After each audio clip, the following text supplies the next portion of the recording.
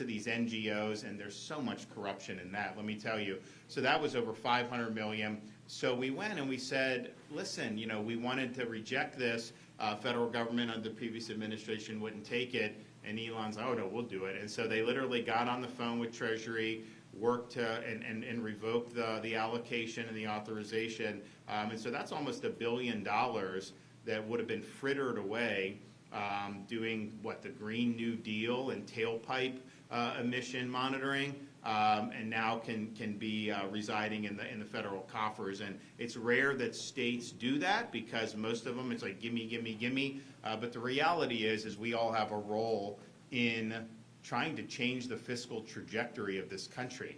And you can sit there and say that, oh, you know, just whatever, nothing about me. But the reality is what we're doing is unsustainable. It's been unsustainable for a long time. So that's one thing we've done. Hopefully other states will follow suit. And look, I'm not saying, you know, if 25 states gave some money back and you ended up with 10, 15, 20 billion going back, as the federal debt goes, that is still a pretty small amount. But I think that this idea that unless you're eliminating the entire deficit or debt, that somehow it shouldn't matter, that's bad thinking. Every little bit counts, and that's how you have to be good stewards. And that's part of the reason why, you know, I just got back, I was in Idaho and Montana working with their legislature. So the Florida legislature is one of 27 states that have certified resolutions for a balanced budget amendment to the U.S. Constitution. So we have to balance our budget in Florida, and we actually run big surpluses, and we're spending less money this year than we did last year. But the federal government obviously has not done that. So if you look at the budget that was passed by the House of Representatives, Republican majority, they forecast, this is what they voted for. We have $36 trillion in debt now. By the end of 2034, they're forecasting $56 trillion debt. And it's just like, you know, that's these Republicans. I mean, so that's just not going to work.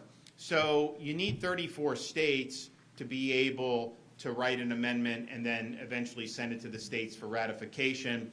We have 27.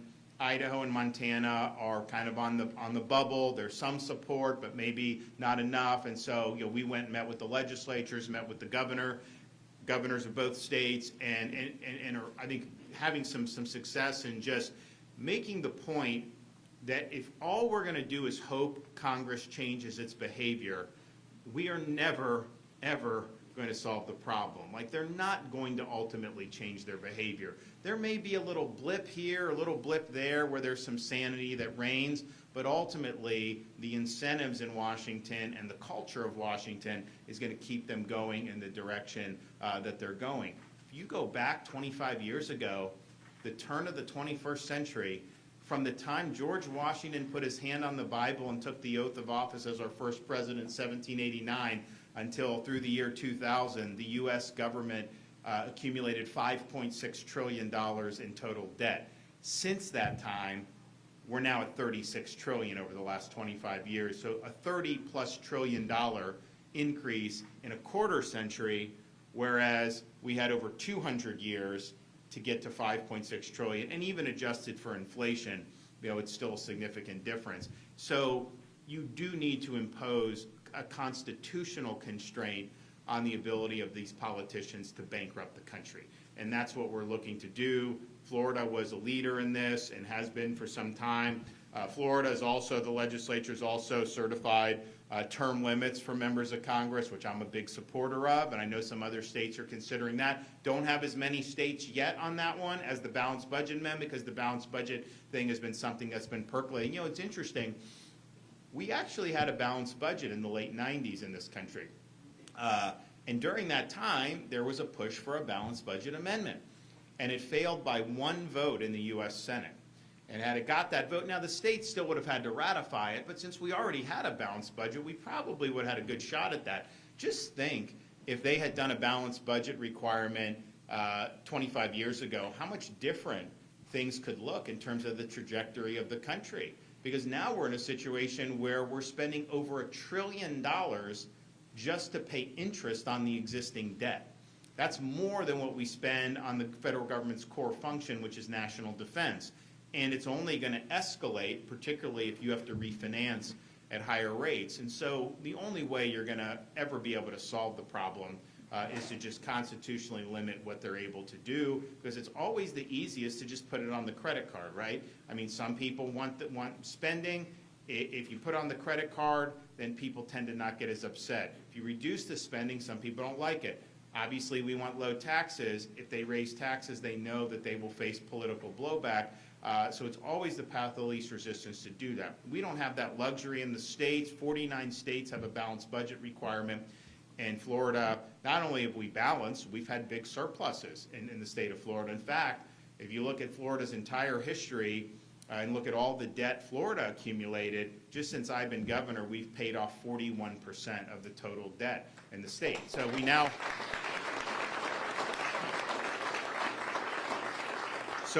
have the lowest per capita state debt of any state in the country. Now, there are a couple states, I think, that don't have any state debt. I think Montana's one of them.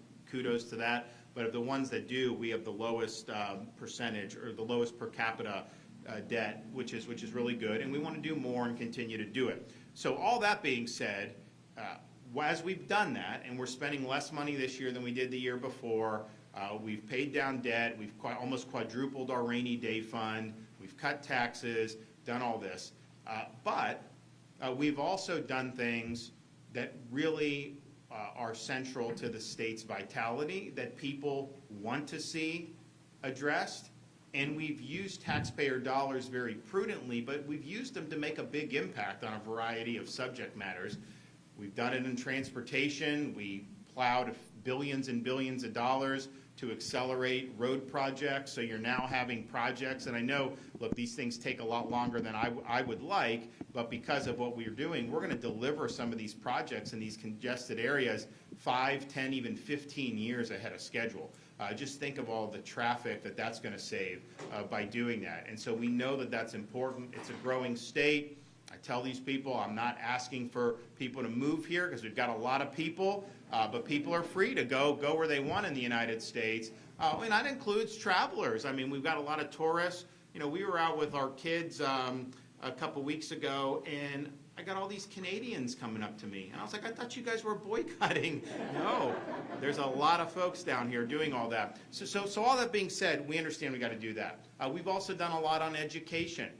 We have universal school choice in Florida. 540,000 students are on scholarship now, most in the country by far.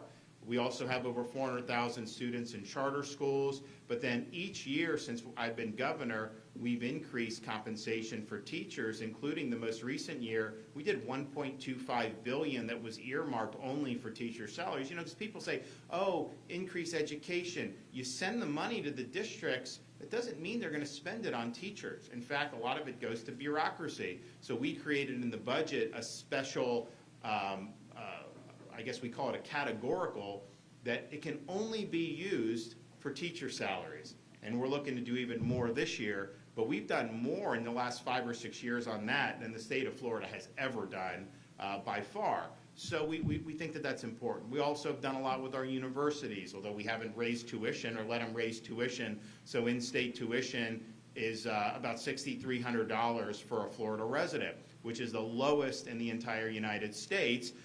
And you also have, we have 4 of the top 50 ranked public universities now in the United States of America: USF, FSU, UF, and then Florida International University. But then UCF's done good, and others have done good. So that's a great value. And who knows? You know, if you're at University of Florida, maybe you'll be at a national championship basketball team winning. You know, who knows, right? We'll see. We get some applause for that. We probably have some Florida State fans in the crowd.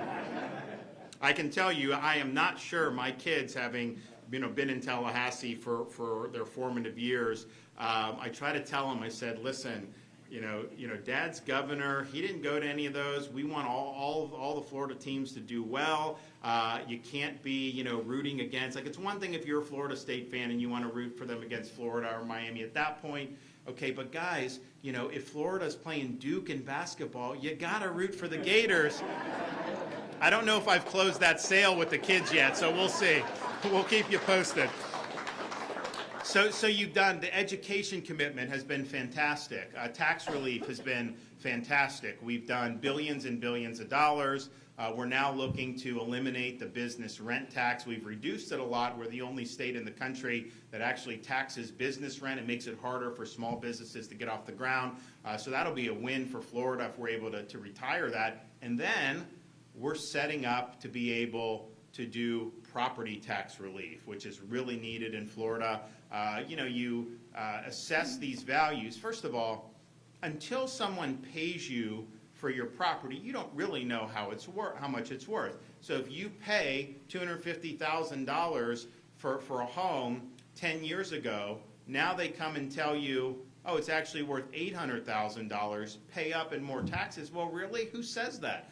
Just because some other house may have sold, it doesn't mean that's what, and the market fluctuates. So I think people have gotten pinched on this. Now, property tax is local. It's not something that the state controls. We would need to put something on the ballot in 2026, but we're going to do that. We're going to put something on the ballot to give people relief. But we've also, even with that fiscal responsibility, even with the support for taxpayers, we have addressed better than any time in the state's history the protection of Florida's natural resources and the improvement of water quality in the state. And when I came in, we launched a big initiative, not just about Everglades restoration, but that was kind of the crown jewel because that's the biggest restoration program in the United States and maybe even in the entire world. Incidentally on that, we were meeting with some folks in the White House, and I've spoken to the president about this too. Our projects that we do for Everglades restoration, we do them much quicker than the Army Corps of Engineers does. You remember with SERP, it's like a 50-50 cost share. This was 25 years ago. The feds are going to do, we're doing our part. And we've done a lot over the last 6 years to really move it forward as quickly as I think humanly possible. Not so much with the feds, particularly under Biden and the Army Corps. They just move very slowly. I think this the way it's organized. There's bureaucracy, it's cumbersome, and I think this is in keeping with the president's vision to empower the states. What we've asked is, send us the money, we'll build the dam reservoir ourselves, we'll get it done. We will do it quicker. You can still take credit for your part of the cost share. We're not asking for that to change. It's still federal money, but let us do it. And I think that they want to do that. So we're working with the folks in the budget office to be able to get that done. But wouldn't that be great if we were able to have that money block granted here and then we could just run and do? I mean, you even look at the reservoir on the St. Lucie side of Lake Okeechobee. We did it, and now you have problems where there's leakage and the feds are doing, and it's just slow. And we move a lot quicker here. I mean, just think about when a hurricane comes, you have city, county, state really there for the immediate response and the immediate aftermath. Is there anyone here that would rather have FEMA take over those functions in Florida than the state of Florida? Anybody? I don't see any hands. We just move quicker. We have a culture in Florida where we don't want to be bogged down by bureaucracy and red tape. If there's a job to do, get it done. And let's get an answer and let's move forward. So I'm optimistic that we're going to be able to do that. But we've also recognized the importance of the Indian River Lagoon, Florida Springs, changing from septic tanks to sewer systems to be able to mitigate runoff into our nice areas. And we've put huge resources into this. And we've had a lot of success already, and we're continuing to build on the success. And so that's why we're here, because we are going to be announcing major grants, or we are announcing major grants to improve water quality and water quantity across the state of Florida. And I'm proud to say that we are awarding $389 million in these grants, and this includes $189 million in water quality improvement grants. So this was, the legislature decided to put some of these the water quality program in we get money from the Seminole Tribe for the revenue share to put this in to where every year you would just have it earmarked that this would go to these grants. There's, I think, about a 3-month period where localities can apply for the grants. Then it goes through the criteria that the legislature has enacted, and then the grants are selected and awarded. So we're happy to be able to do that. These are going to make a big difference across the state of Florida. We're also pleased to award $55 million to expand alternative water supply projects. Now, we've got a lot of water issues in Florida that we deal with. Making sure we have adequate water supply is sometimes overlooked, but it's something that's important.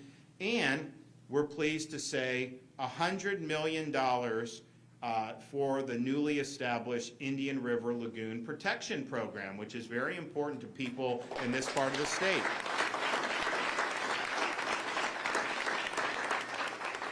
So this is the most biologically diverse estuary in all of North America, and it's a key economic driver both for the region and the state. With today's awards, we've now invested nearly $500 million in water quality improvements in this area alone since I became governor in 2019. The selected projects will provide the community with funds to upgrade wastewater facilities, convert septic systems to sewer, and reduce harmful runoff into the Indian River Lagoon, and we're really excited about that, and I want to thank everybody that's been involved with that. We're also doing $25 million to the Caloosahatchee Watershed Grant Program to reduce nutrients from depositing into the Caloosahatchee River and estuary. These investments support our communities and support our larger Everglades restoration projects, and we are going to have the reservoir on the western side of Lake Okeechobee completed. When is that scheduled? Pretty soon. Yeah, so for July. So you will have that completed reservoir.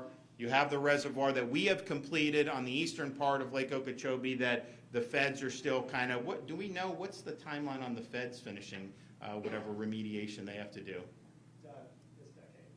This decade? He's being a little facetious, but I could ask them. We could take that over too, probably, right?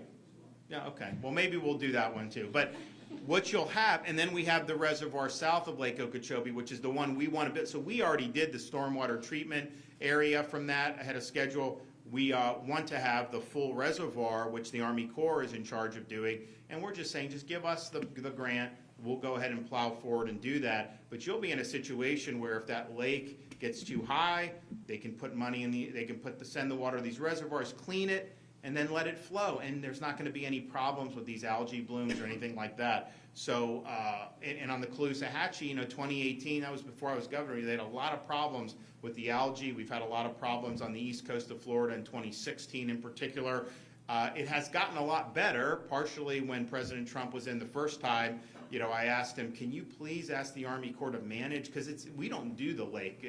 When water is discharged, that's the Army Corps. I was like, can you please have them manage it better so that they're not spewing this algae into the estuaries? And they did change the way they did it. And I know they worked a little bit differently when Biden was president, but we feel like we're in a much better spot on that. But both sides of Lake Okeechobee are really, really important. We're also pleased to announce $20 million to support the Biscayne Bay Water Quality Improvement Program. This will expedite water quality improvements and will reduce nutrients flowing into the bay. That's a very important treasure for people in the Miami region, and we've been very supportive of helping Biscayne Bay for the entire time that I've been governor. So the projects that I'm announcing today will reduce harmful nutrients in our water, and they're projected to remove more than 1.1 million additional pounds of nitrogen and 286,000 additional pounds of phosphorus each and every year. That's a big, big improvement. These efforts will help communities upgrade wastewater treatment, improve stormwater systems, and connect septic systems to sewer lines, all to keep our water cleaner and healthier. Now, we are now in the midst of a legislative session. I have proposed in the governor's recommended budgets $550 million to continue advancing water quality improvements and another $60 million to expand our alternative water supply efforts even further. We have shown a commitment to being good stewards of the state's natural resources, but we also recognize how this contributes to both our way of life and our economy. And it's really been the lifeblood of our economy when people want to come, and they come from all over the world to be able to enjoy fishing and boating and all the things that Florida has to offer. So we've made Florida a leader in water resource protection, and we will continue to deliver results. I said when I became governor, we have a responsibility to leave the state of Florida to God better than we found it, and I'm pleased that we are doing just that. Okay, Alexis, come on up.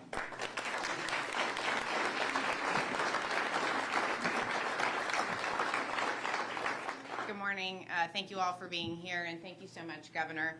I'm Alexis Lambert, and it's my pleasure to serve as the Secretary of the Florida Department of Environmental Protection.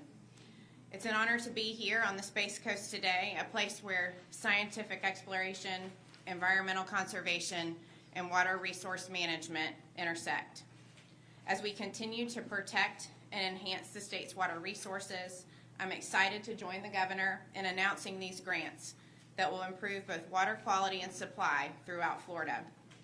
This year's grant cycle generated significant interest, with 348 project applications requesting more than $2.2 billion. After a thorough evaluation process, 31 high-priority projects have been selected for funding, representing the most impactful and cost-effective solutions to reduce nutrient loading and improve water quality across the state. In addition to water quality improvement grants, we are focusing on targeted restoration efforts in key waterways, like right here at the Indian River Lagoon. Under the Governor's leadership, we've invested $500 million in 169 community-led projects in this watershed. To date, 40 projects, including septic to sewer and stormwater, have been completed, with 27 scheduled for completion later this year. Collectively, these efforts have are projected to remove more than 1.3 million pounds of nitrogen and more than 11,000 pounds of phosphorus annually. This will significantly improve the water quality. And today, we are taking the next step, funding 25 new projects to specifically address water quality in the lagoon. In Vero Beach, $11.3 million will support a state-of-the-art reclamation facility. And in Melbourne, $8.6 million will upgrade the Grant Street water facility, improving wastewater treatment and reducing nutrient pollution, just to name a few. These targeted investments in the Indian River Lagoon are a model for waterway restoration in other parts of the state, such as the Caloosahatchee River and Estuary and the Biscayne Bay, as the Governor mentioned. While we continue to restore water quality, we must also look to the future of Florida's water supply, especially given our growing population and our millions of visitors each year. That's why Florida is leading the way in expanding alternative water supply and reducing our reliance on traditional freshwater resources. Today, I'm proud to join the Governor in announcing the allocation of $55 million for 14 alternative water supply projects across the state, which will produce more than 40 million gallons of clean water per day upon completion. Proactive investments like these are the hallmark of the DeSantis administration. Since 2019, investments in alternative water supply have generated more than 225 million gallons of new fresh water per day to support the long-term water sustainability for the state. But we're not stopping here.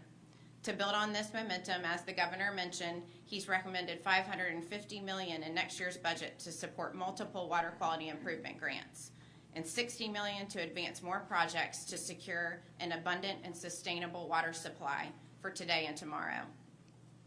With this funding, DEP will open our grant portal this summer, and I encourage even more communities to apply. The partnerships we formed and the strategic investments that we're making in these projects are paving the way for a sustainable future for Florida's water resources. I want to again thank Governor DeSantis for his leadership and the legislature for their continued support.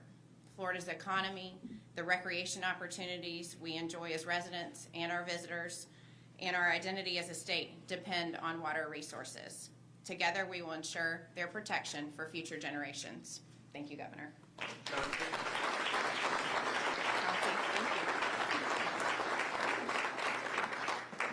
Good morning, everyone. I'm Chauncey Goss. I'm chairman of the South Florida